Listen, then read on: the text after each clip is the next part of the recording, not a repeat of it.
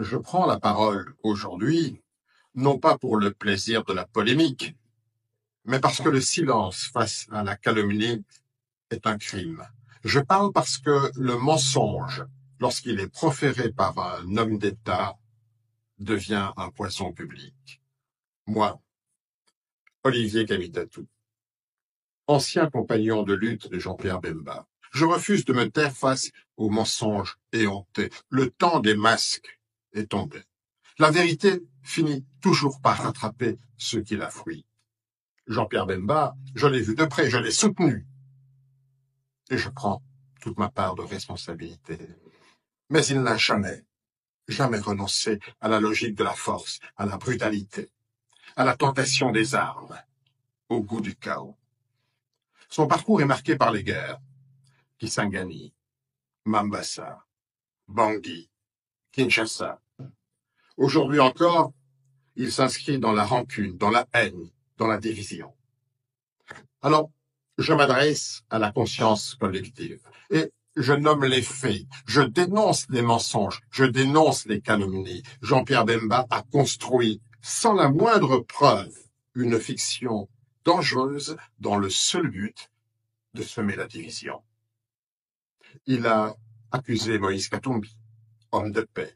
Il a accusé Joseph Kabila, ancien chef de l'État. Et il a osé accuser la Senko, notre Église catholique, conscience morale de la nation. Il les a accusés de complot, de vouloir éliminer le président de la République. Ces accusations sont graves. Elles ne relèvent pas de l'erreur, mais elles relèvent tout simplement de la manipulation. Car accuser la Senko, ce n'est pas viser une réalité abstraite, c'est salir Monseigneur Fulgence Moutéba, c'est insulter, c'est mépriser Monseigneur Ncholet, les curés de nos villages, les enseignants de nos écoles catholiques, les infirmières des hôpitaux diocésains. C'est tourner le dos au cardinal Fridolin Ambongo qui jadis a mis son honneur en jeu pour défendre celui-là qu'il accuse aujourd'hui. Alors oui, il faut le dire clairement. Jean-Pierre Bemba a franchi une ligne rouge. Il ne s'agit pas d'un dérapage isolé. Son discours s'inscrit dans une logique ancienne.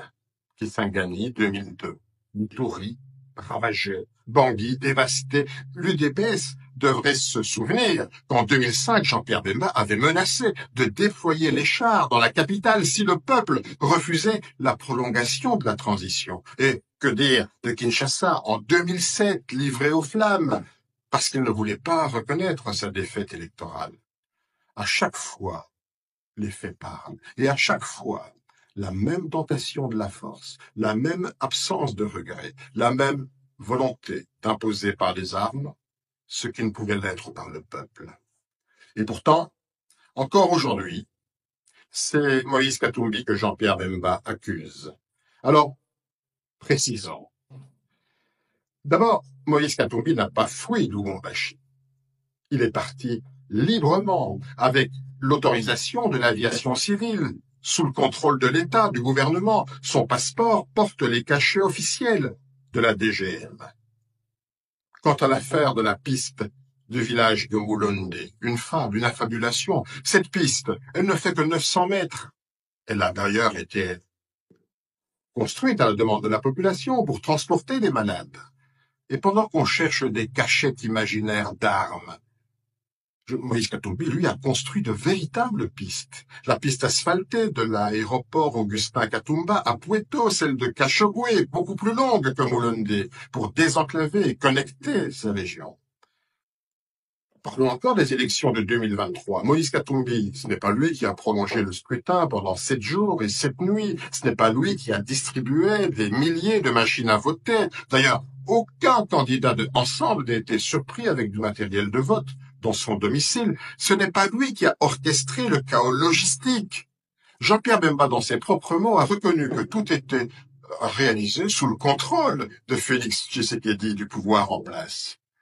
Et l'on reste d'ailleurs muet sur un fait troublant, le suicide d'un observateur de l'Union européenne, dans l'immeuble même où Jean-Pierre Bemba avait ses bureaux. Alors, c'était quoi? Une coïncidence? La vérité est trop lourde à porter? Face à tout cela, Moïse Katumbi n'a pas répondu par l'invective. Il n'a pas appelé à la révolte, il n'a pas pris les armes, il n'a pas semé la peur. Il a choisi, lui, d'agir en homme d'État. Il a rassemblé là où d'autres divisent. Il a construit là où d'autres détruisent. Il a tendu la main là où d'autres serrent les poings. Alors, que reste-t-il de l'action de celui qui l'accuse aujourd'hui, de Jean-Pierre Bemba, comme bilan? À la Défense, aucun territoire récupéré, pas un mètre carré. Mais par contre, des avions achetés par lui-même, à son profit, avec les rétrocommissions juteuses de son ministère, des avions qu'il loue à prix d'or au gouvernement, et à son ministère des Transports. Que dire de tous ces marchés de gré à gré, érigés en principe de gouvernance, la transparence piétinée, la corruption institutionnalisée? Et pourtant, les accusations continuent. Elles visent Katumbi, elles visent Kabila, elles visent l'Église.